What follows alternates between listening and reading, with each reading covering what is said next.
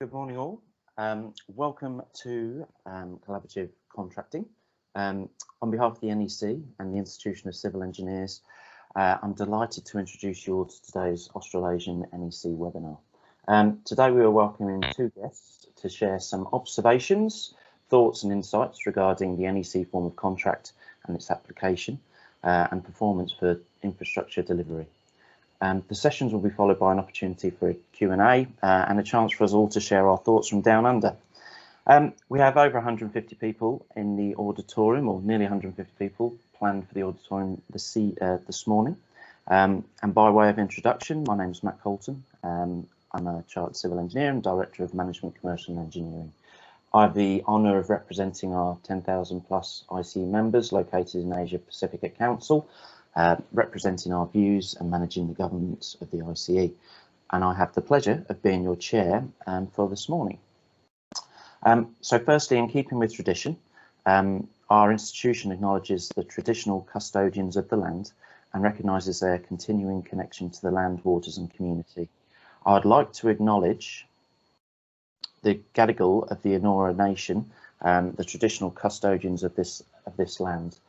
We pay our respects to their cultures and to elders, both past and present and emerging.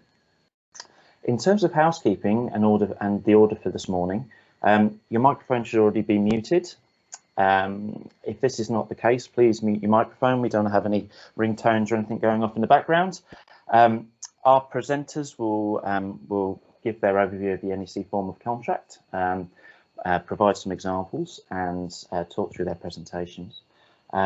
If you have any questions, feel free to use the Q&A panel down the side of the Teams meeting. In the background, we'll be looking for any trending questions and either prepare to ask them on your behalf, or if you'd like to ask a question in person, feel free to raise your hands and I'll invite you afterwards to ask a question to either member of either of our presenters. Please include your question as well, because if we are having any IT issues, which is being managed via the UK, so there's a bit of a distance there, then I would like to be able to ask the question on your behalf. For your information, this event's being recorded for later public use and distribution. If you think of any questions afterwards, feel free to email the NEC either through the website or through the email address that will be on the final slide at the end.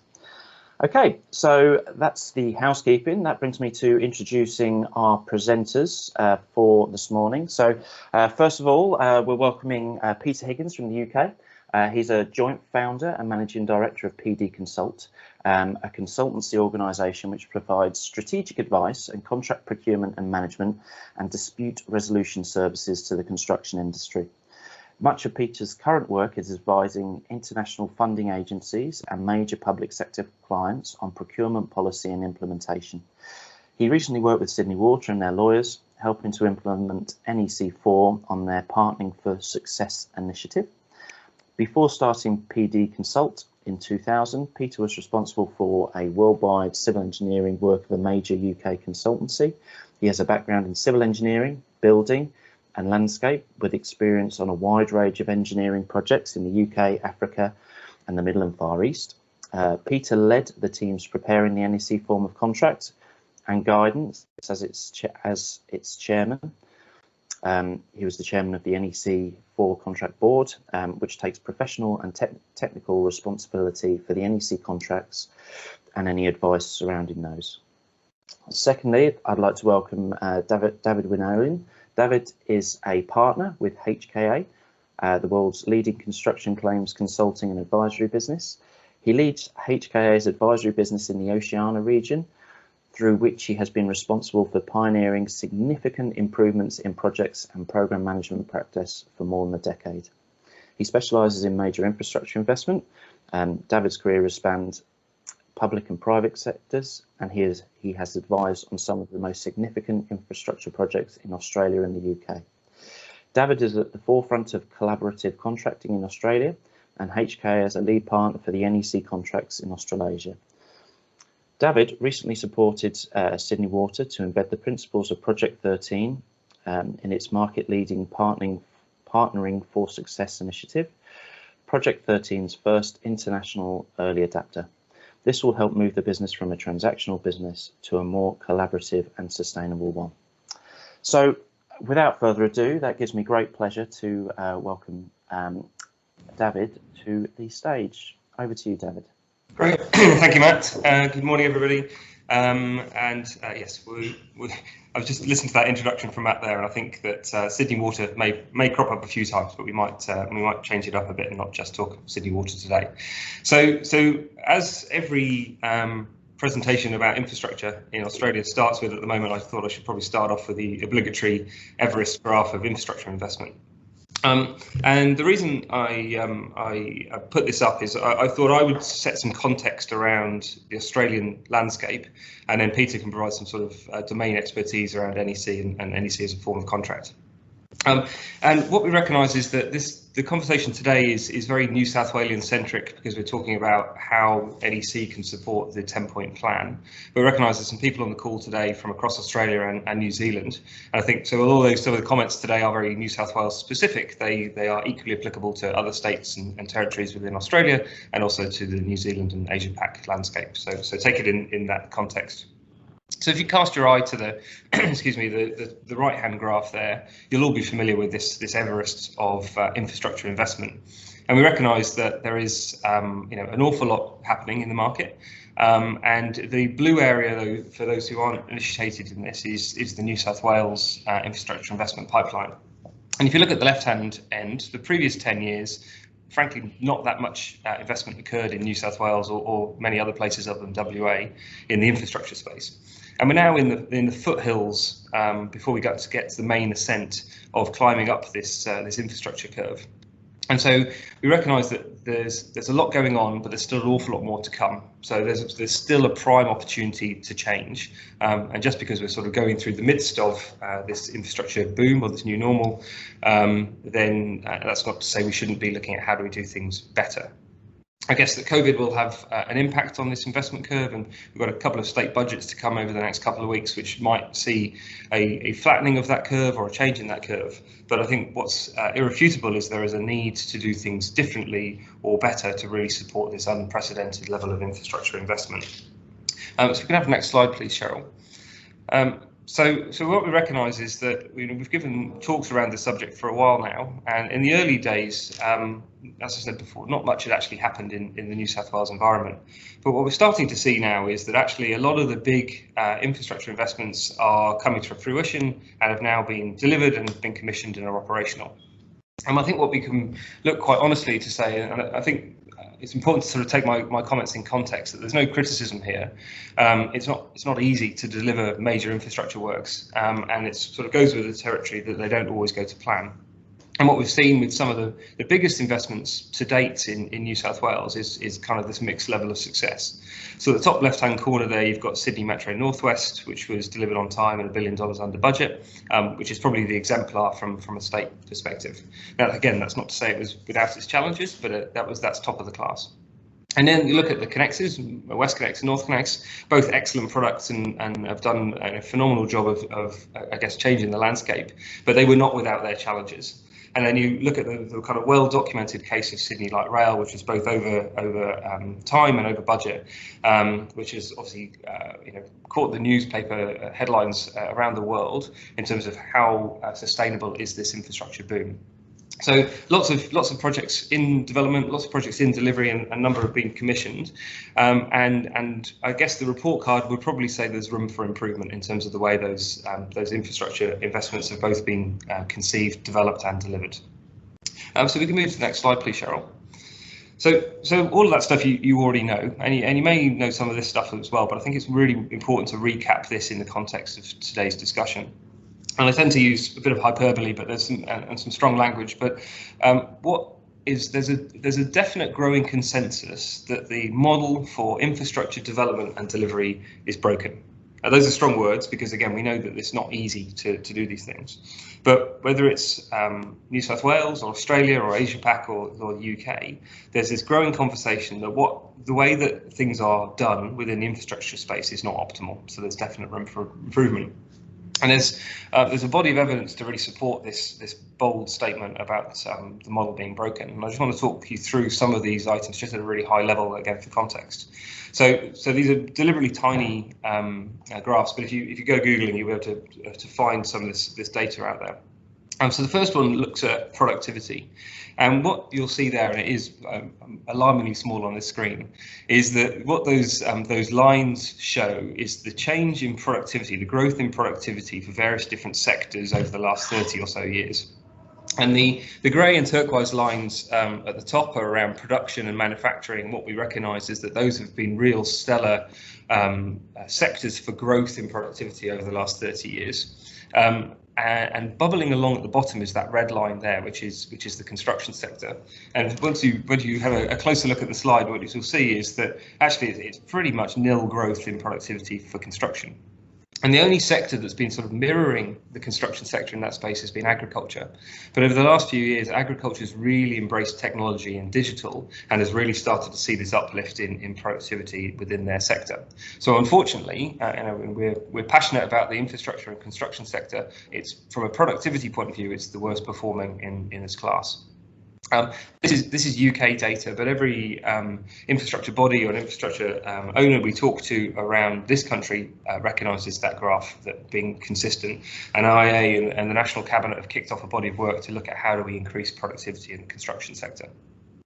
The next piece of evidence, and again really hard to see on the screen here, is this graph in the top right hand corner, and this is a graph showing the revenue and profit of the top 100 contractors in the UK. Now if you plot the similar graph for the US and you plot a similar graph for Asia Pac, and you plot a similar graph for Australia, the same is true. That what you have is the navy blue bars are very high levels of revenue. So you're looking at about 60 to 90 billion pounds a year's worth of revenue for the top 100 contractors. And if you just squint your eyes enough, you'll see a little orange nail clipping, which is the profit that these organisations make. And what you recognise is that bubbles at around 1% of profit, which if you were looking at from an investor point of view, or just as a keen-eyed observer, the organisations which turn over a shed load of money but only make 1% profit are unsustainable, and therefore one job away from some level of disaster. So that says that the industry is currently unsustainable. And touch wood, we've not seen that come home to roost in Australia yet. But down the bottom left-hand corner, there's a series of press cuttings which talk about things like the collapse of the construction giant Carillion in the UK, which left a large number of people and projects high and dry, and left the government very much exposed about the state of the industry. We see here that there's an article there from the FT about Australia's infrastructure boom resting on shaky foundations, and a number of reporting regimes that have been established to try and make sure that the contractors are as solvent as going concern as they possibly can be. So we recognise that the industry is imperiled. The middle box there about digital transformation is really an opportunity. I mentioned agriculture has really embraced digital, and I think without being too critical, the construction sector is a relative Luddite when it comes to embracing technology and digital, and there's a real opportunity for change for how do we turn the sector around there. Now that's a whole presentation in its own right, so I don't propose to dwell on that.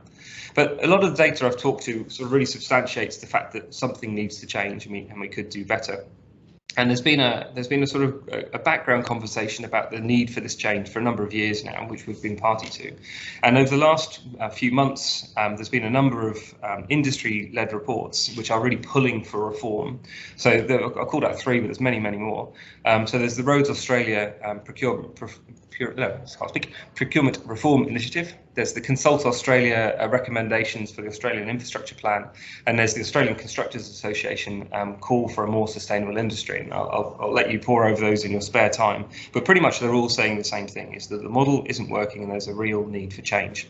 So you couple the Everest graph of investment with this unsustainable industry and say, actually, we've got a problem or we're going to be guilty of not taking advantage of this huge bow wave of investment. So if we can move to the next slide, please, Cheryl. This is a grab bag of data. So one of the dubious honours we have as part of HKA is we're the world's leading construction claims business, which means we've seen more projects go wrong than anyone. And we've managed to capture this data. And if you go online and Google Crux, there's this interactive dashboard that we've created, which takes data from the last 3 years of projects around the world. and actually looks at what's the causation of both claims and disputes on each of these projects. So this is the global dashboard, which analyses about $1 trillion worth of projects to understand what the causation of failure, I guess, for want of a better phrase, on those projects is. And again, you can take a screen grab and pore over this, or go online to take a better look. But recognising that there isn't a one-size-fits-all, this is the main problem, we fix this and it all goes away. There's obviously a myriad of strings we need to pull to fix this problem. You see up there that the change in scope has been sort of one of the major items which has caused this claim or dispute. But when you start to go through the list and you aggregate up the themes, what you recognise is that the contract and contract interpretation and contract management is one of the very major causations of dispute and claims across the world. Now, there's a pie chart in the middle there which talks about the forms of contract that are led to dispute, and NEC does feature in there. It's not to say it's completely without dispute around the world, but what we recognise is that there are some bigger themes at play here, and contract form is one of the levers we can pull to optimise how projects are delivered better. If you go to the next slide, please, Cheryl. And then moving on to this is the Australia snapshot. And again, what's really important to look at with this data is that this is lag data. So this is after the fact. But I guess what we need to do is take the lessons from this data and bring this to the front end to say what can we do differently. So again, the theme in Australia is exactly the same as the theme around the world, which is around changes in scope as a major causation. But then contract interpretation and contract management are major causes for concern. Now, what you'll notice from the pie chart there is obviously NEC does not feature, because as far as we're aware, only 2 clients in Australia are currently using NEC. So we can debate that one in the Q&A. Okay, if we can move on to the next slide, please, Cheryl. So I've pointed out that globally there is recognition that something needs to change, and there's a very much growing conversation around Australia and New South Wales that something needs to change. And I have to take my hat off to New South Wales government, who in June 2018 published their commitment to the construction sector, which is shorthand known as the 10-point plan. And this came on the back of, well, let's say, a few project lessons, let's say, which says actually we need to fundamentally change. So New South Wales government has been on the front foot with this and should be commended for this. And I'm sure many of you are very familiar with the 10-point plan, so we're not going to talk through every point in detail, and Peter will talk specifically about how NEC can support the implementation of each of these 10 points. But they're hard to see on this slide, but there's a couple of these which are bolded, which are directly relevant to more collaborative contracting and where NEC obviously comes to bear. And those are the top 3. So procure and manage projects in a more collaborative way. To adopt a partnership-based approach to risk allocation and standardised contracts and procurement methods. And if you were to embody NEC, and Peter will do a much better job of this in a moment, those are probably 3 of the key principles that really underpin NEC as a form of contract. So there's a direct one-to-one relationship between NEC and the achievement of the 10-point plan. The other points, just to sort of cover them off, obviously developing and promoting a transparent pipeline of projects. So we know that the supply chain values certainty and visibility, so that's obviously key.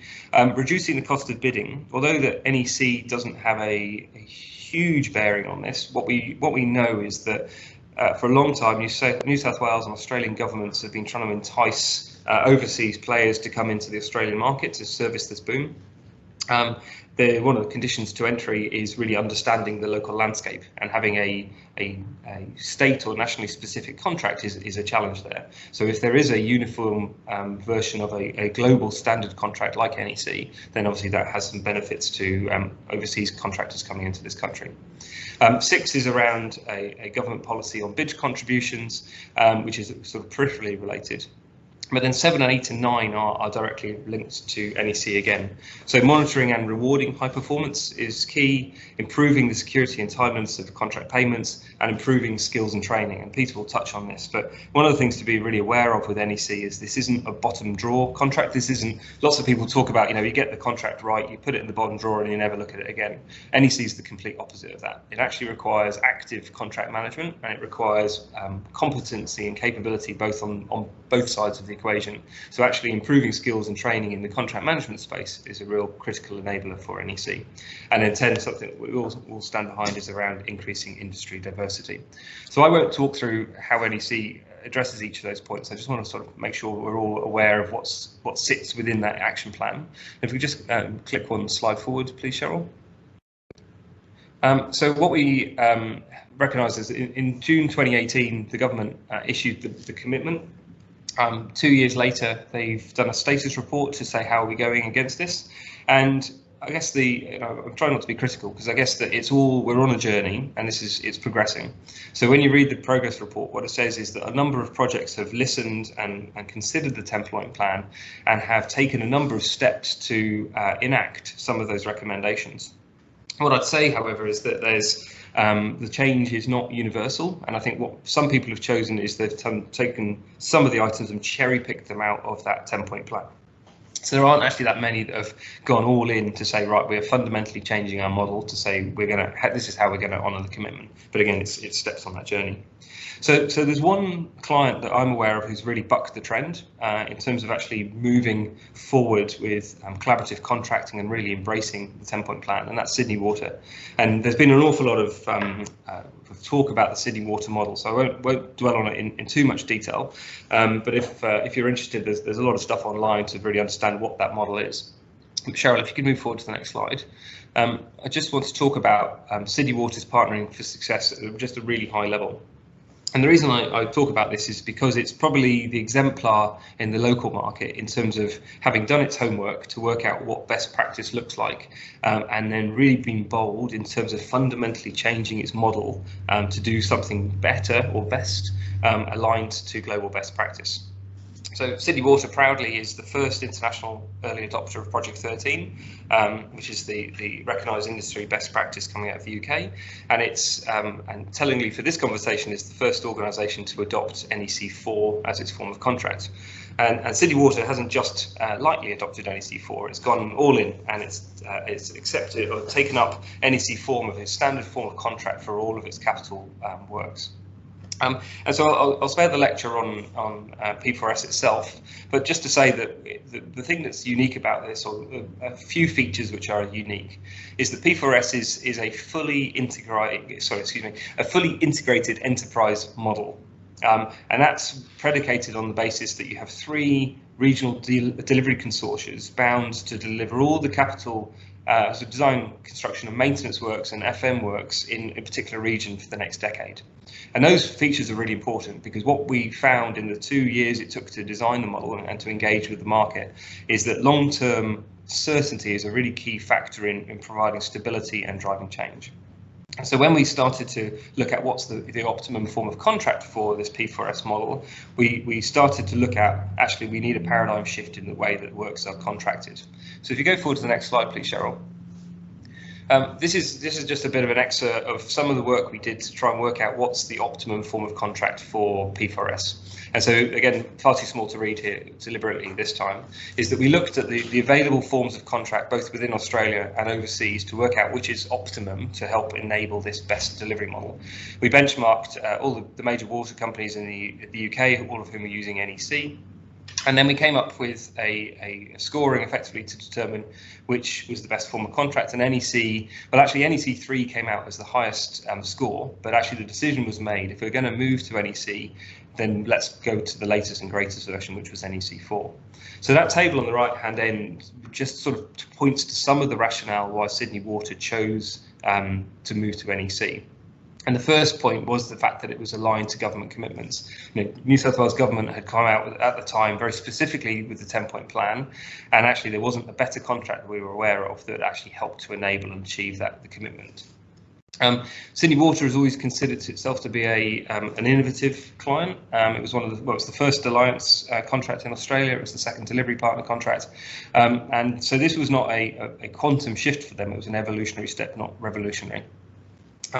The cost impact, although the cost setup of moving to NEC has been fairly substantial from a Sydney Water point of view, now that we get sort of, I was going to say cruising, that's the long term, but now we get to the steady state for the next decade, the cost of administering NEC as a form of contract is substantially lower than we found for the others.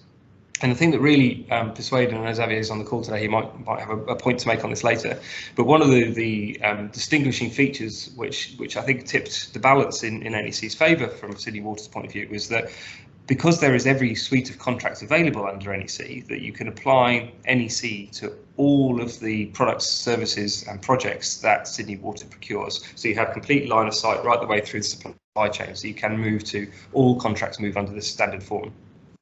As I said before, Sydney Water has always been an innovator in the market, and they were keen to continue to do so. And that's a bit aligned to FOMO, so fear of missing out. So recognising that Sydney Water was moving into this 10-year contract, we wanted to make sure that if the market moves to NEC or a different form of contract, that Sydney Water didn't come out the other end of that contract and was behind the market. And the last factor that was really a kind of a deciding vote was around minimising the risk of dispute. Now, I think Sydney Water wouldn't mind me saying they're not a very adversarial client, they're very collaborative by nature, but given you've got 10 years work, you want to make sure that the contract is fit for purpose, and NEC, again, because it is active management, does minimise that risk of dispute.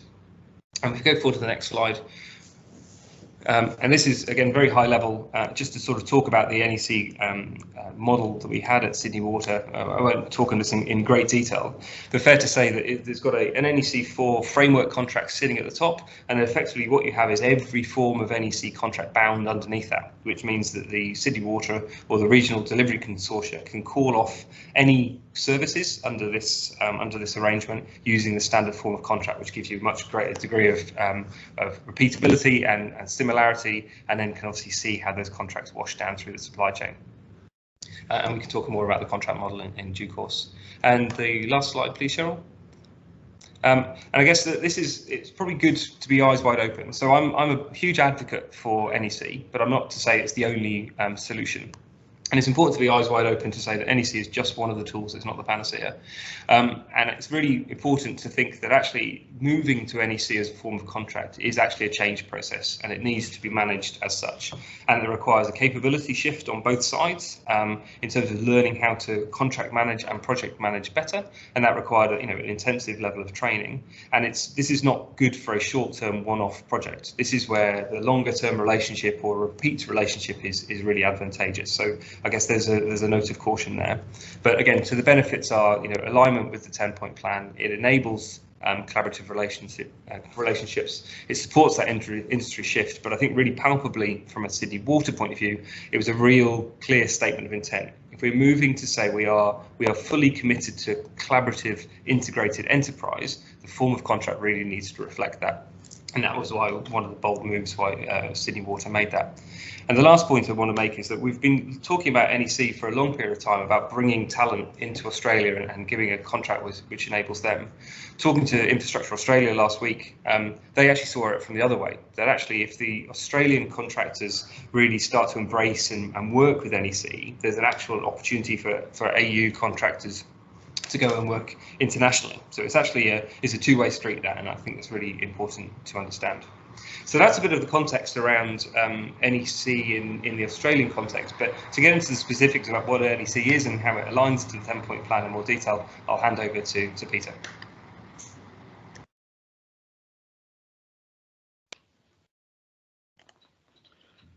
Well, good evening, or perhaps rather morning. I mean, I'm speaking now from the cold, dark, damp United Kingdom, where it's 10 o'clock in the evening, and it's not been a very nice day, so pleasant evening tonight. I just wish I was there with you. Never mind. I'm going to start off by explaining a little bit about the NEC contract, what it means, how it's put together, how it works. Just a couple of quick slides on that. And then I'm going to go through the New South Wales 10-point plan, picking up a few particular points which I think have got a real focus on this collaborative model that we're talking about today. So that's the broad thrust of it. And what I'm not going to do is to talk very much about Sydney Water. OK, so what is NEC? A suite of contracts. Steph has already mentioned that we've got a complete suite of contracts here. It was developed in 1993, and a little bit of history there. The reason it was developed was because the construction industry in the UK was a right mess. It was terrible. It was a bad place to work. Claims, disputes, cost overruns, you name it, it would go wrong. The Institution of Civil Engineers decided that we needed to do something about it, so we commissioned a review decision how to do things differently, and NEC came out of it. First published in 1993, we're now in the 4th edition, which is 2017. Slowly moving forward and improving things, picking up reaction from the industry, looking at new ways, better ways of doing things, and gradually improving the contract. So when we talk about people working on NEC3, there are probably a lot of people doing that because they haven't yet reached a stage where they move to 4. Most clients are moving to NEC4 when they get the opportunity. This contract works a different way. It certainly creates a contract between the parties, creates obligations and such like, but it's really creating a manual saying how to manage the contract interfaces, how to deal with the risks. I think of it as a risk management manual disguised as a contract. So I'll go into some of the points about that as to how that works. It was drafted for international use. We think it works okay pretty well anywhere in the world. We've now produced, they'll be published very shortly. We'll be publishing some additional clauses to deal with Australian requirements. This is basically the security of payments legislation and such like. So there'll be additional clauses for each state in the country, which helps you to use NEC with this additional clause to meet statutory requirements. Moving to the next slide, a bit more detail. When we drafted NEC, we had 3 key concepts in mind that we wanted to achieve. And every time we look at whether we're going to change anything, we come back to the same concepts: flexibility, clarity, and stimulus to good management. Well, what we mean by that, flexibility, use of options to create desired contract arrangement. In the UK, we had a different contract according to whether you had a design and build or just a build, as to whether it was a highway or a building, or whether it's an M&E construction work. Everything you did was a different contract. The arrangement in NEC is to bring all the options together so you have a single contract which can suit any contract arrangement you want to operate. And as I've said before, worldwide use for any type of work. We have this rather strong belief that says that the NEC can be used for any type of commercial arrangement between any organisations involved in the built environment anywhere in the world. It's probably a bit ambitious, but that's our target. Second concept, critical to operation, is clarity. We want people to understand the contract. David's already mentioned, you don't put this in the drawer. This is a contract management manual. This provides lots of process and procedures to help you to succeed in building the work, in providing whatever it is the asset you're doing. It's got a subtly different approach to it. I believe that early contracts were written to sort of more or less work out how you can pin the reliability so that when you come to court over a dispute, you win. NEC was built about how you construct the works, provide the service or whatever it may be that you're doing successfully, so you don't have a problem. Now, to do that, we use very simple language to aid understanding. We avoid jargon. We do without any legal terms. What we don't like is to use a phrase which the lawyers know what it means, and I know what it means because I've asked a lawyer. But if you don't ask a lawyer, you don't know what the word indemnity means. So we try to avoid words which have a particular legal meaning, and we say, well, actually, what we want to do is to reimburse the costs incurred. So we avoid those legal terms. We use a very simple system of explaining what people do. This is management. So the contractor does something, the project manager does something, the client does something. We don't say this is what the contractor shall do, future thing, imposing a liability. It's saying what they actually are doing. Now, the third one is this overriding thing, stimulus to good management. It's a proper management technique in running this contract. So we've got management procedures built into the contract, which we expect people to follow in order to achieve success. And that is the essence of how we're going to run the contract. I'll now, in the next slide, look at the 10-point plan of the New South Wales government. I've picked up these 4 points.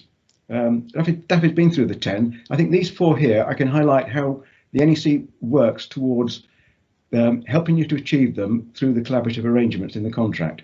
Standardised contracts and procurement methods. Procure and manage projects in a collaborative way. Adopt partnership approach to risk allocation. Those are the first 3, but also monitor and reward high performance.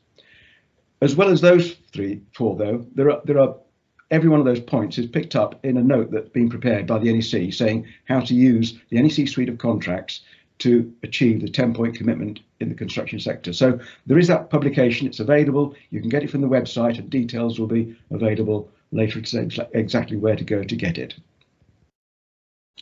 Right, moving on to the first of those 10 points, standardised contracts and procurement methods. Sorry, the slide slipped there. Cheryl, if you can go back. We've lost the slide, Cheryl. We're on the New South Wales 10-point plan one. The next one we want, standardised contracts and procurement methods. This one? That's the one, thank you. Sorry. Right, IT nearly works, usually most of the time. Right, we've got this coordinated suite of contracts that David mentioned. So it provides a contract for construction, from services, technical or professional services, and supply. So we've got a set of contracts which deals with all of the kinds of things that you're going to get involved in the built environment. And that by having an integrated suite means that you've got a common systems. We've mentioned risk management, procedures for risk management, they apply across the contract. So if you've got a particular procedure for dealing with a program in one contract, you have the same procedure for dealing with a program in the other contracts. So once you're working with one contract, you can work with them all. And again, the same point there, these collaborative approaches that we apply, they apply across all the contracts.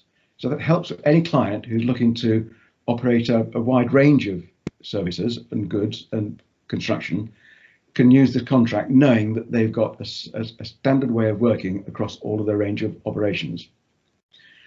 We've also included, as well as the standard construction services supply contract, a framework contract to bring in multi-suppliers into an arrangement, design, build and operate, which is more a matter of how to operate an asset, but you build it first or you do some construction work before you start to operate it. And then an alliance contract. Now, underlying these contracts, we have this clause in the contract. Every contract has it right at the start, an obligation to work in a spirit of mutual trust and cooperation. So what we're expecting the people is to work together in achieving what the contract asks. It's not like a partnering, airy-fairy partnering thing, which says, let's work together and be friends. No, you work together to achieve what the contract says we're going to do. And this is a core obligation. It's in every contract, and we need to look at that one to work out how people are complying with the contract and what they're doing, how they're behaving. We move on to the second one, Cheryl.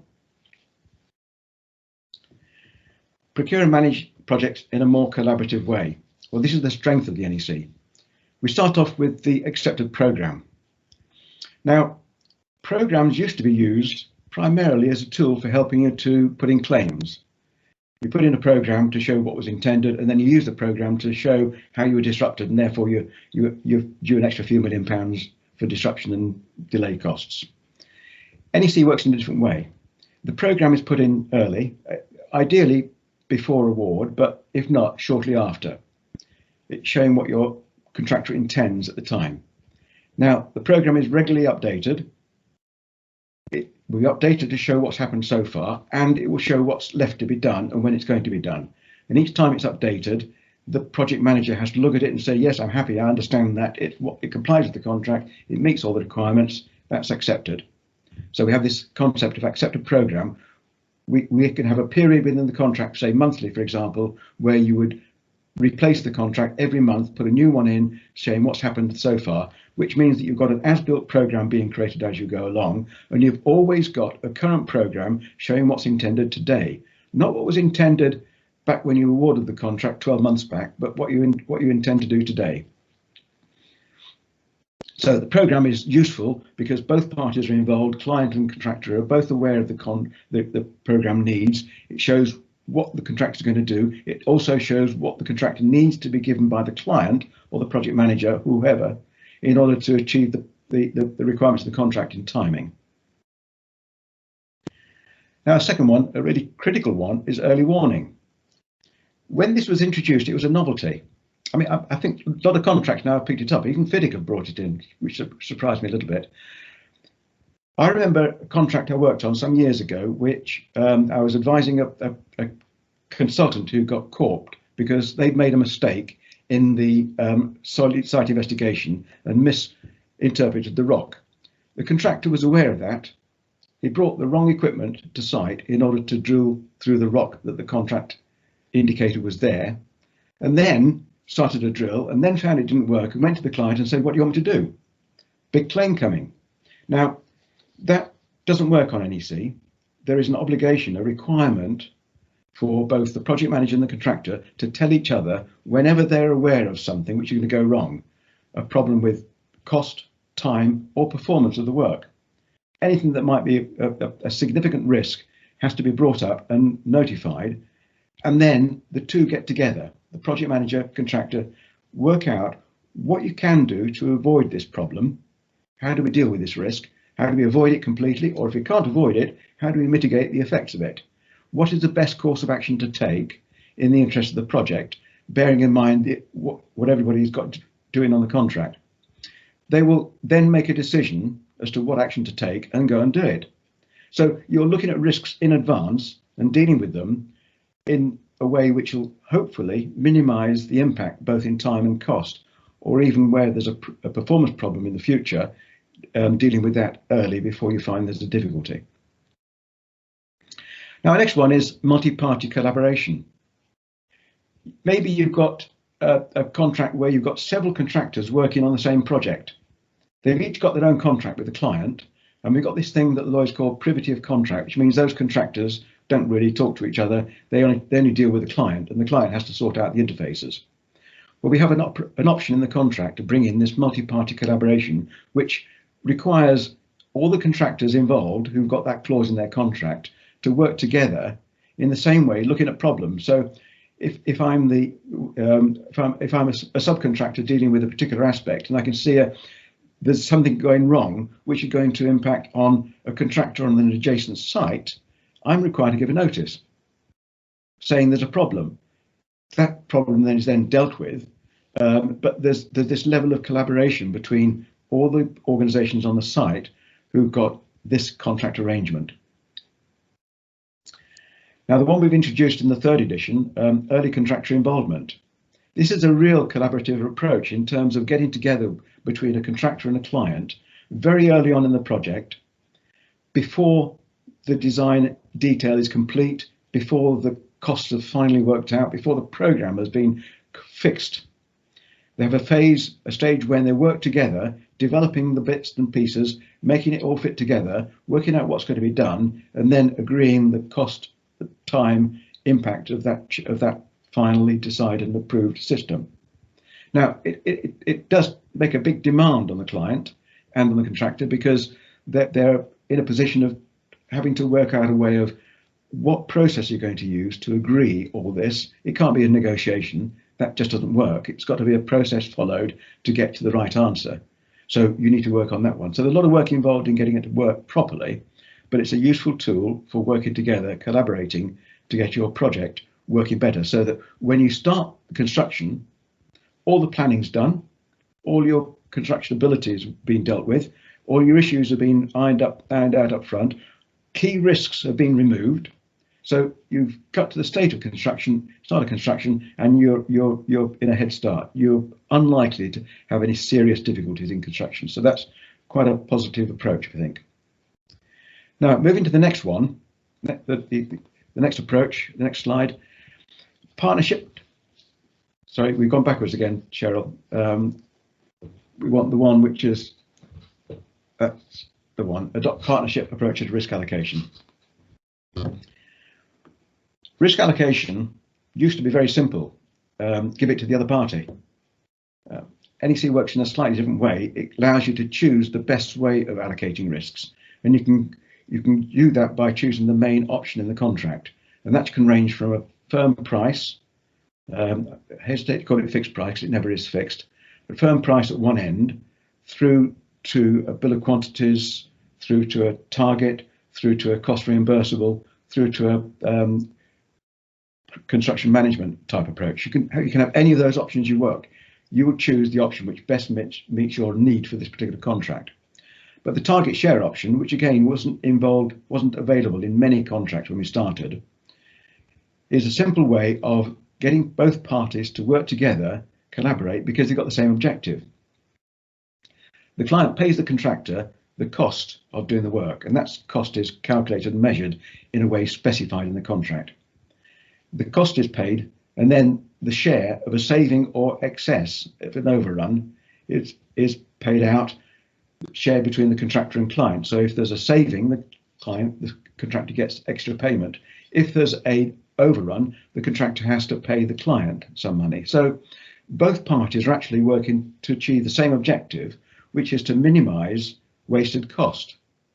You don't avoid costs altogether. You're spending the cost and you're doing it sensibly. But instead of a lump sum approach where the client says, I don't really mind, it doesn't worry me what the contractor spends, I'm paying in the price. I'm not interested in cost.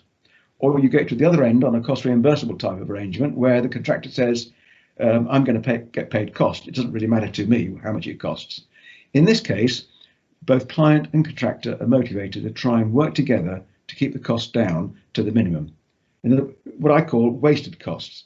This is the real problem you have if you're spending money you don't need to because you haven't managed the project well and organised yourself well. That is something you need to avoid. And this way, target share motivates you to do that jointly. Right, change management. I think David's slide says that change to scope and such like are the biggest cause of disputes and disagreements on the contracts. So we have a different approach to change management. Sorry, I keep going on about this. NEC has a different approach to other contracts. It was fundamental because we looked at problems like this and said, yes, we've got all these claims, we've got to get rid of them. So what we do with change management is identify a list of items, call them compensation events. There's 15 or so, varies between different contracts, a number of items. Number one, of course, is change to the scope, but there's other things as well where the client doesn't perform properly or whatever that can result in compensation. Now, compensation replaces claims. There's no such thing as a claim in the NEC. What we have is a notice of a compensation event. The contractor will notify the project manager that one of these listed events has occurred and therefore we need to assess the compensation for it. Some of those can reduce the price, but construction being what it is, change always puts the price up, doesn't it? The idea then is that having got a notice of a compensation event, the project manager looks and says, yes, I agree, it's number 13 in the list, give me a quotation. That process from identifying the event to requesting a quotation is time limited, has to be done fairly briefly. Now, having requested a quotation must be brought in fairly quickly, time limited, and the quotation from the contractor covers both time and cost, and it deals with the total time and total cost of the event. So there's no question about, well, this is the event, this is the cost of the event, and we'll deal with disruption later, or we'll add on the delay cost to later.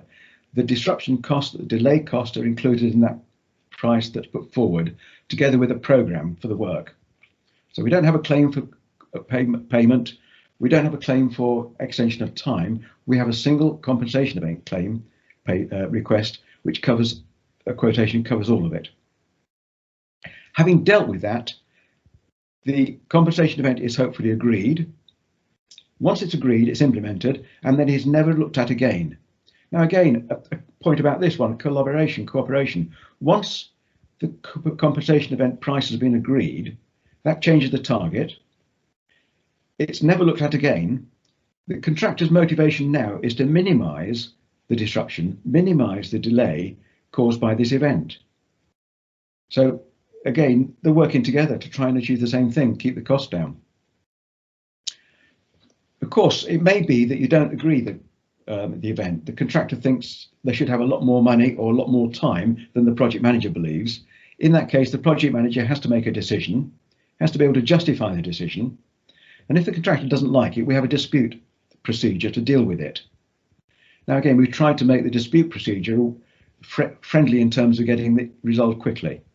We firstly say that you need to look at senior representatives, need to go and review it. They should get together and see what they can agree. If they can agree it, that's the end of it. It doesn't go any further. If they can't agree, they've got to identify what it is they can't agree and why. And that bit that they can't agree will go to adjudication. So hopefully it will reduce the number of things going to adjudication. And if they do go there, it becomes much more focused. Now, we've also introduced a dispute avoidance board option, which is similar to the FIDIC dispute board, but this is aimed purely at giving a recommendation when there's a dispute. So the dispute board of either 1 or 3 people will visit the site as needed at regular intervals, listen to the parties, talk to them. If there's an issue between them, they will put that to the dispute board, explain that. The dispute board will then give a recommendation, which the parties are free to agree or disagree. If they can't agree, they just go to the tribunal and get them to decide.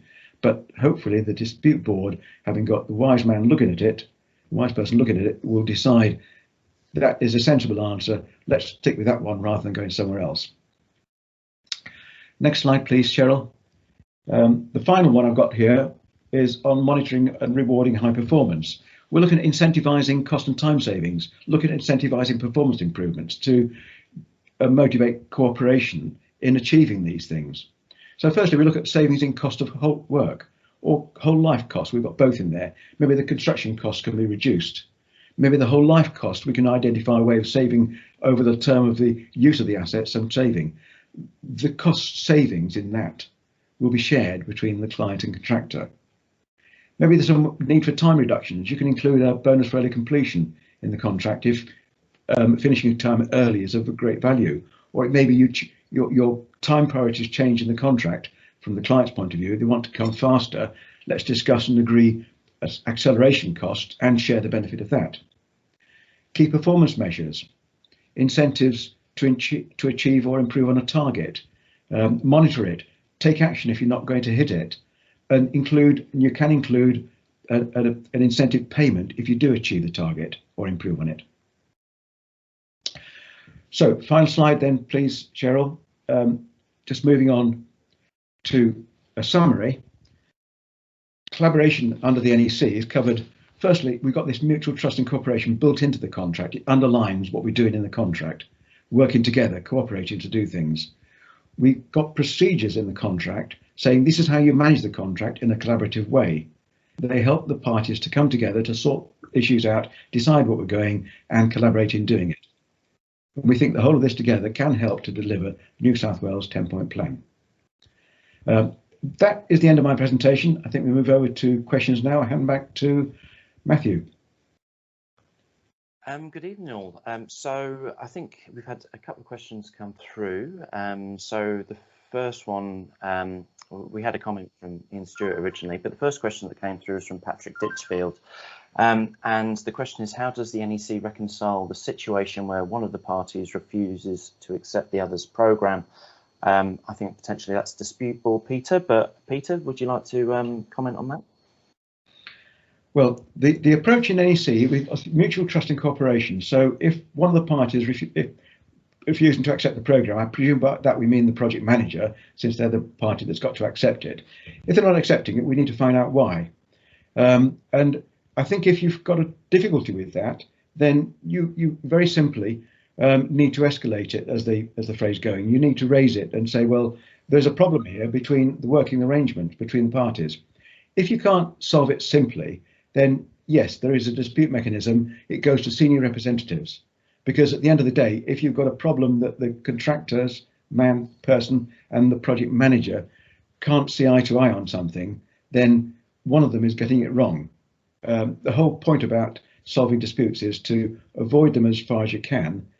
If you can't, make sure you get the answer right as quickly and simply as possible. Go to your senior reps. Hopefully they will sort out, because nobody wants to be going to adjudication simply because their project manager is making a mess of things.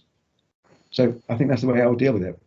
Okay, excellent. Thank you. Hopefully that's answered your question, Patrick. Just a reminder to everyone, if you do have any questions and you don't want to ask it in a public forum like this, please address them to info@ncecontract.com. So the next question was from Edward Williams, and it's, could you please provide comment on how the NEC will be or has been received by Australian contractors? It's probably a bit unfair to ask you this one, Peter, so I'll hand this one over to David if you're online. I am here. I was hoping you were going to ask Peter that one. So the answer with all this thing is mixed, really. The thing that is, I think we've talked about at the start that this is a change, and change can be exciting and it can be quite scary. And I think that every conversation I've been having around this country on this topic, not necessarily NEC related, relates to risk and behaviours are the two things that kind of come up more often than not. And I think there's an element of a desire for something different from the contractors and the market in general, but there's maybe a lack of understanding. So there's obviously a lot of POMs out here, and a lot of expats have worked with NEC and are therefore comfortable, but there's a lot of organisations who haven't had NEC on their radar, so it hasn't been in their consciousness. So as soon as you start to have forums like this or have discussions about what NEC is and what it does and actually how it addresses, frankly, two of the major concerns around behaviours and around risk, then there seems to be much more of a pull. So I wouldn't say there's universal acceptance of it yet, Ed, but I think that we're on a journey, and certainly as people understand more, they recognise that it's definitely got opportunities. I think the thing which will be telling is that obviously there's a proof of concept in City Water. There was a kind of initial go at NEC over in Western Australia, so there's kind of building the case study here locally is important. But the Australian instance of NEC, which is being developed, I think will be a game changer. So there is no localization required. It's something that's sitting on the shelf ready to go now. So yeah, generally positive, I think. Ed. Can I just chip in, Matthew, with the thought about just sort of like a bit of history, because we went through this process some years ago in UK when we introduced it. Initially reluctance to accept it because it's different. People have got to learn a new way of doing things. Clients liked it, and what the contractors realised, if the clients like it, I've got to learn to like it too. So it's client driven, basically. The contractors will do the thing which gets them paid for doing the work well, and if the client wants to use NEC, then the contractors will very soon work out how to make profits out of running NEC. In fact, I was commissioned early days to run a series of courses for a major contractor in the UK on how to make money and keeping clients happy, which is something they weren't used to. Okay, thank you, Peter. So next question is from Greg Parkinson, and it's in relation to project size. So is there a minimum contract size scope at which NEC4 becomes too cumbersome for practical use? I suppose firstly to Peter, and then David might be able to give us a bit of local context from Sydney Water there. Well, it's a brief session, so I haven't been able to cover it all. But when I mentioned the suite of contracts, we've got contracts for construction works, for services and for supply. We've got subcontracts for all of those as well. So you can have a nested subcontract with exactly the same provisions. We've also written short contracts, which is for a contract where the risks and the complexity are less. So we can remove some of the procedures that we need to have in with major projects. So if you've got a simple contract with low risk, no great complexity to it, then yes, there is a short form of contract which will be used for that.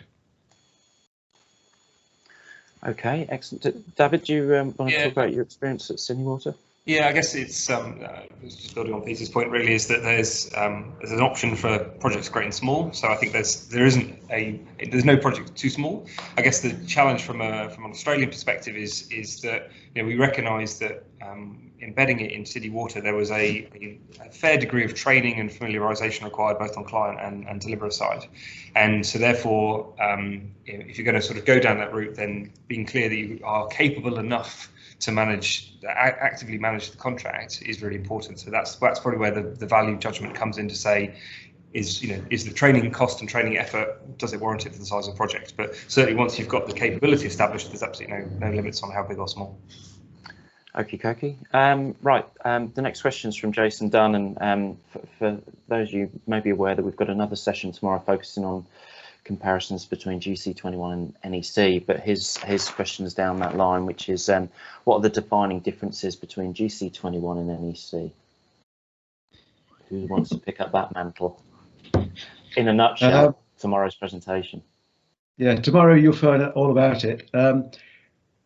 I'll be honest on this one. About a year ago, no, a bit less than that, 9 months maybe, we wrote a little paper which summarised the differences between the NEC and GC works. I don't think it's ever been published. It's available. It's probably been used as part of the preparation for tomorrow's presentation. This time, remember, bear in mind, it's just gone 10:30 at night. My mind isn't focusing that strongly on what was in that paper, so I can't really answer it. I'm sorry. There were some similarities and there were some significant differences, I recall that. But what they were, I would like to try to hazard a summary of them now. It's just too complex. Okay, so what we'll do is, Jason, tune in tomorrow lunchtime. You should have an invitation in your calendar. If not, follow up with myself or one of the NEC ICE team. Okay. Next question is from Rowena Walker. She's sent through a couple here. So under the NEC suite of contracts, where there is a major program of works and multiple contracts, are the interfaces between these more easily managed than when there are multiple types of contract and contractors? I think we covered that in the presentation, but Peter, would you like to go into a bit more detail? I was going to say Daffy maybe wants to chip on this one, because that was deciding things for the work we did with Sydney Water, wasn't it? So the answer, Rowena, is unequivocally yes. I think what we've seen before, and this is where the tipping point for Sydney Water, is where you have absolute uniformity of contracts across a program or across a portfolio, makes life a whole lot easier, because all the contracts are talking to each other, and you have visibility right the way through the supply chain. So that commonality makes a huge difference, because ultimately we're I have to say this delicately, but there's different levels of capability within client and contracting organisations, and we've got probably contract managers, some exceptional contract managers out there who understand the contracts inside and out, and there are others who possibly fly by the seat of their pants. I guess there's to Peter's point, that if you understand one form of NEC, you understand all the forms of NEC. So there's kind of that. To become a domain expert or a domain practitioner in NEC is a whole lot easier than if you're having to try and get your head around, FIDIC and GC21 and bespoke forms, etc. So you recognise how the one speaks to the other. So I've always kind of likened NEC to kind of a Lego model, whereby there is these blocks that fit together, and there's kind of a fair degree of permutations, but reality is they're all common, and one speaks to the other, so it makes life a whole lot easier. Okay, there's a group of questions about industry adaptation in New South Wales and Victoria. So that's coming from an unknown person, and Rowena again. So I'll read Rowena's out. So that's what are the barriers for Transport for New South Wales and Sydney Metro adapting the NEC suite of contract?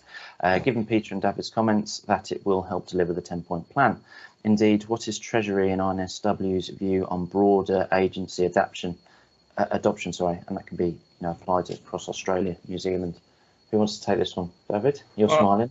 I might have an initial go. So it might be one for an offline discussion, Rowena. But so my public answer is slightly different to my private answer, I think. So I think that Sydney Metro is a challenging environment, given the size of the projects, where they are, the level of front page risk, all those kind of factors says they're probably quite risk averse to say let's embark on a change for one of the Metro 2, 3 or 4.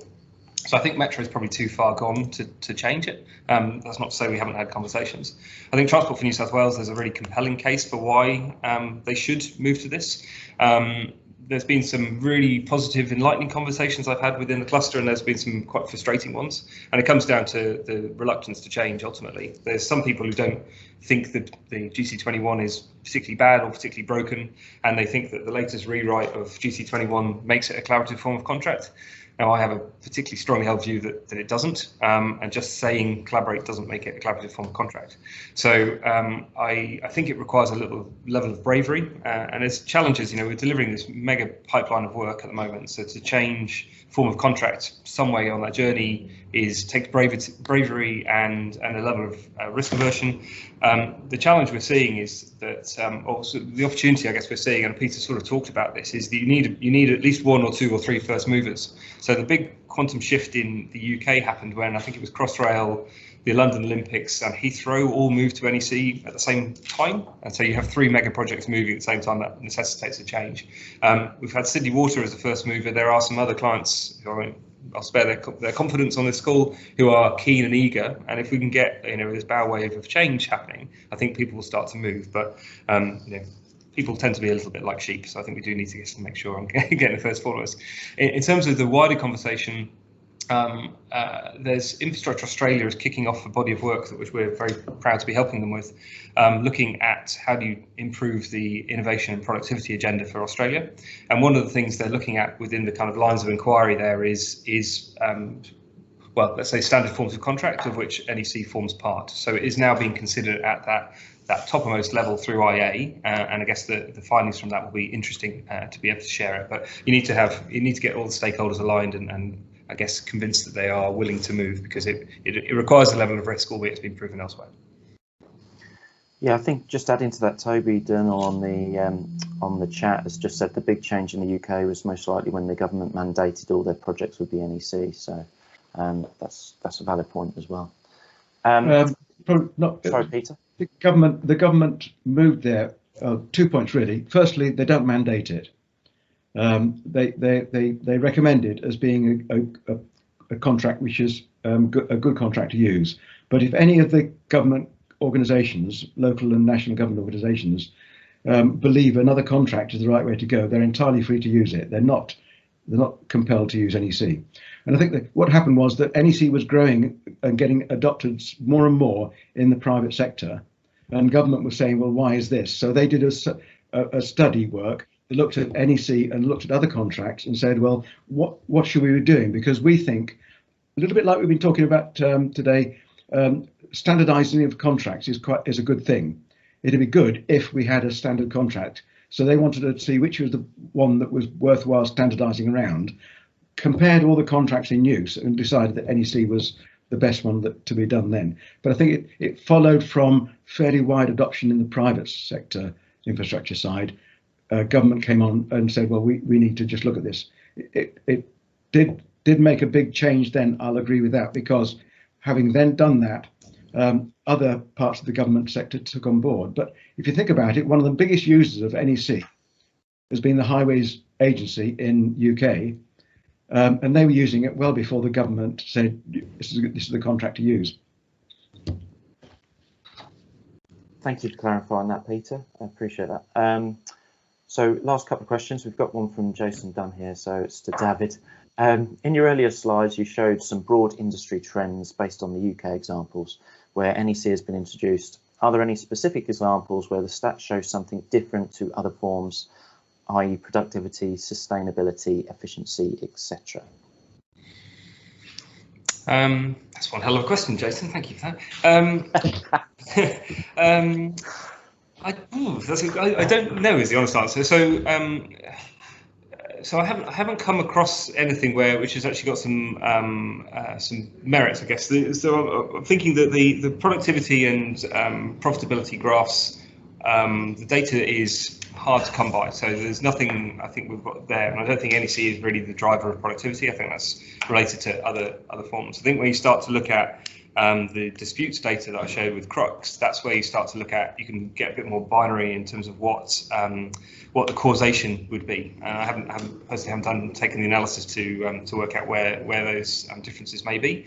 So it's online, so you can start to have a play with that yourself. But you know, that data is hard to come by, and I think part of the work we're doing with IA at the moment is to really understand that in a bit more detail, because there's some fairly compelling data out there about problem statements, but actually the opportunity statements or the opportunity data is harder to come by. So that's something we're actively working on. So I know that doesn't directly answer your question, Jason, but I think that's it's something where there's limited data available as far as I'm aware. I'm sure you'll take that up over a socially distanced coffee with him, David. I need something stronger for that. I've had someone text me actually, which was about NEC and how does NEC support the adoption of BIM digital engineering by the supply chain clients? So unless we have any other questions coming through, I think we'll finish on that one. So I don't know who wants to pick up that one, Peter or David. Peter, we've published an option within the clause to use with information modelling. We call it information modelling. I know the world calls it building information modelling, but it's not just used on buildings. And when we talk to government about this, they say, well, why you've got the building word in there? So anyway, it's information modelling, which is BIM in any other term. We have an option clause which says this is what your obligations are, what parties do in terms of implementing BIM. Now, we produced that, we've updated it in the NEC 4, and we've also produced practice notes. These are like extra guidance provided by the NEC team, which explains how to deal with various things. So we produced a practice note initially, which is how to implement the BIM protocol, which the Construction Industry Council produced, which is one of the first real protocols that have been produced. Now the International Standards Organization has produced a BIM protocol, and they published it. And we worked with the team doing with the ISO team in preparing a protocol showing how you implement that within NEC. So we're supporting the use of information modelling widely by firstly writing clauses to make it work, and secondly by producing practice notes to link in with the protocols that people might want to use. But of course, what we find is that several of the people that I work with, but my clients, don't actually use any of their protocols. They have their own particular requirements and they specify what they want in their own documents without following a published protocol. They have their own system. So the clause allows for any way of doing it. Excellent. David, anything to add to that? Local context or probably not? Well, only to sort of note that Sydney Water's on that journey. I think with all these things, it's recognising that change takes time. So there's ambition, there's provision within the contract to move to that, and they've effectively, I won't talk about the exact plan, but they've created a sort of maturity roadmap to get from where they are now to where they want to be. And I guess this is the point where Sydney Water's been in a privileged position, is they've got 10 years to get this right, so let's not rush to fail. And I think this is where you kind of building up this capability over time is really important. And I think that this is where I think one of the key lessons from Sydney Water or from any client that's sort of moving to change either through collaborative contracting or NEC is to be true to yourselves, to remember why you're doing it in the first place, but recognise that you might go backwards to go forwards. So I think the first year we're finding with Sydney Water is there's some big lessons being learned, which is good, but actually the longer game is really important. And this is where the change appetite is so important, recognising that it takes time. There could be some bumps on the road, but ultimately the better practice proves that actually there's value in making this change. Okay. We're having a couple of flurry of final questions coming through. So one's, does New South Wales government have to pay a fee per contract to implement an NEC? And if so, what is the New South Wales Treasury's stance on this versus GC21? So there is obviously a cost associated. In fact, I'll hand over to Peter. Yeah, well, the commercial arrangement is very simple. In order to implement an NEC contract, you need to buy a contract document. You need to be able to look at this project management manual and follow the processes. You can buy a paper copy or you can buy an electronic copy, your choice.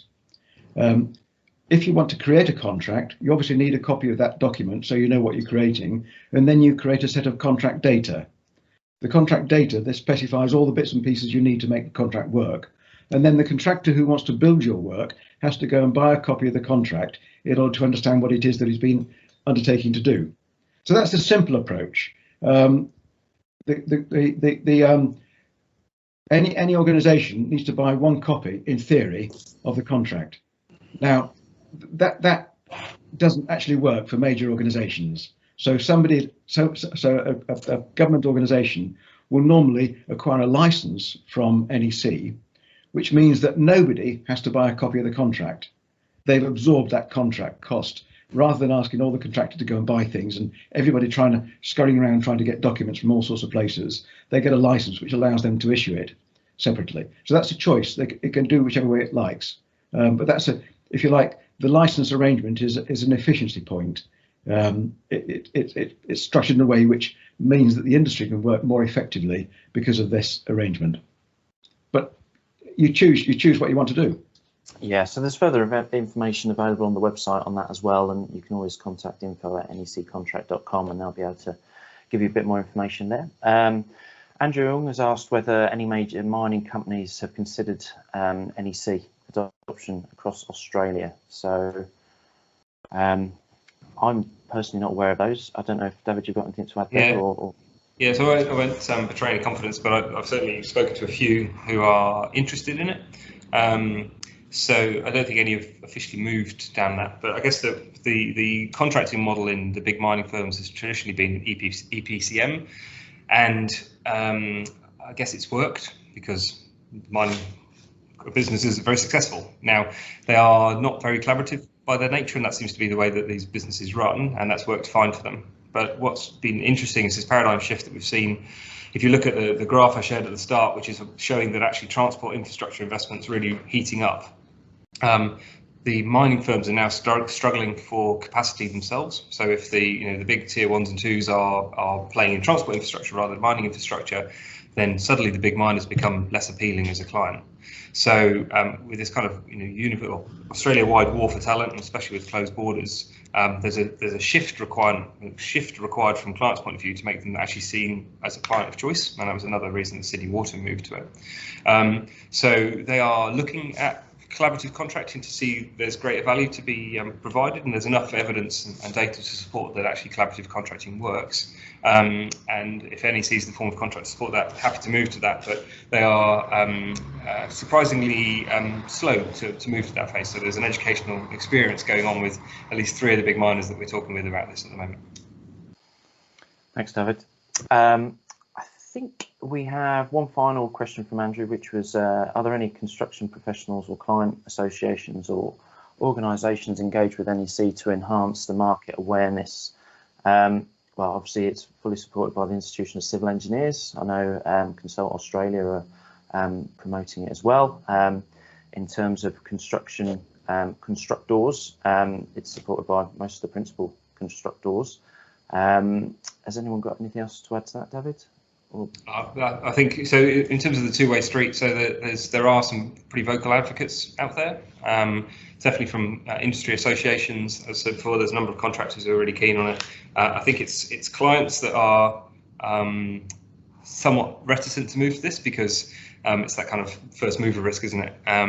There's definitely a two-way street, and I think this is where events like this help to raise industry awareness of what it is and how it works. So that's really good.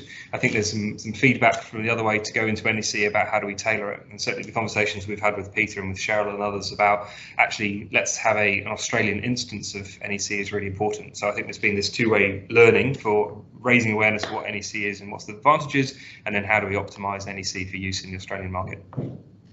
Yeah, that ties quite well into Memu Talat's next question, which was any room for improvement for NEC as reducing further the potential for conflicts. So what's your experience been at Sydney Water there? Yeah, so my answer is at this stage no, and Peter's probably better placed to sort of talk about this. I think that the contract is only so good at avoiding conflicts. So NEC probably does everything it possibly can and more to avoid dispute and conflicts, and it steadfastly avoids them wherever possible. The thing which is where I'm passionate about NEC, but it's not the silver bullet. Actually, behaviour and capability are probably the bigger factors that feed into that conflict.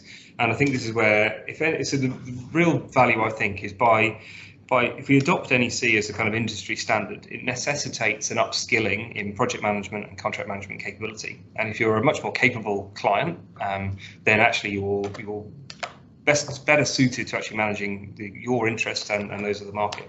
So I think it actually comes down to capability and behaviour more so than the form of contract. So I'm sure there'll be an NEC 5 in due course to sort of take some feedback, but I think actually the key thing is just actually learning to administer NEC well, and that should hopefully lead to a reduction in conflicts. Yeah, I think that exactly the right point, David. The point I would make is that you can't simply adopt a contract and say, well, now we got this contract, we won't have any problems. I've acted as adjudicator and arbitrator on cases involving NEC, and what I found is that in virtually every case that I've been to, the problem has been that people haven't bothered managing the contract. It's amazing how you get a stage where the project manager refuses to do the job properly, and then they claim that they don't have to pay the contractor because the contractor was late in doing something. It's just crazy. If you can get your contract management right, then you're pretty well going to avoid any serious conflict. And I'll give you a little story about early days of NEC. We introduced this concept of adjudication, novelty, not been done before. Independent third party will come along and tell you what the answer is. And the idea was that you had a particular problem on a construction job and you put that to the third party and they gave you the answer. And then generally you probably accept that because is the wise person's giving you some sensible views. The difficulty arose when a bit of a study was put into the industry by somebody called Sir Michael Latham in the UK, and he looked at the NEC and said, adjudication, this is brilliant. We should have this in every contract. So the government introduced a statute requiring adjudication in every contract. The way they wrote it, it made adjudication in the NEC illegal. So Michael Latham wanted adjudication that we had it. We couldn't have it anymore in the UK. We've got to change it. So we've now got something where adjudication has become a bit of a monster. It's no longer this simple way of resolving things. And that is why we've introduced into the fourth edition this concept of senior reps coming in. We're always looking to try and find ways of getting disputes, issues resolved before they go too far. And we think that the senior reps ought to sort it, because you've got two guys who've got the authority to resolve problems and they've got the interest of their own organisation at their heart. The chances of them being headbanging and saying, no, I can't agree with you, I'm not going to compromise on this, is very low. So hopefully that will sort it. Whether we do have an NEC 5 and whether we think of another way of dealing with that, I would like to say at this moment we've got no plans for NEC 5. That's all I can say. We've had enough work trying to get 4 on the statute books. Just setting you up there, Peter. Just as an add-on to that, I think that I was just running the Crux dashboard in the background just to see what, it's to say that NEC is not to say there's never been any disputes or claims related to it, but I've just looked at the analysis, and of the 1,200 projects we've got claims on, there's 30 that are related to NEC, and the actual causation is the claims were either spurious or the design was incomplete. So they're not related to the kind of major factors that you see around change of scope or poor contract management. So it's not to say it's a complete fail-safe, but it's got very different causation to all the other analysis. So it's worth having a play with that just to see where the causes are. Okay. Being cognizant of time, I think we've just got time for probably one more question from the audience. Jason's asked about upskilling and costs there, but he's going to be having a coffee with you shortly, David, so we can ask that personally. And then Andrew, for a major construction programme, is there any procurement decision tool we can use to map out and select alliance or DNC contracts, etc.?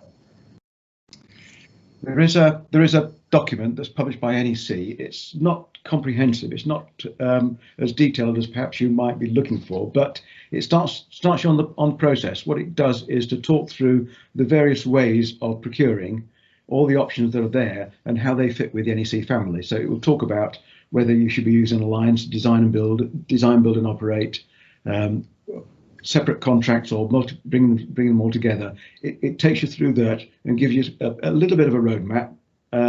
I think it probably could go a bit further, but it's just volume 1 of the guidance notes.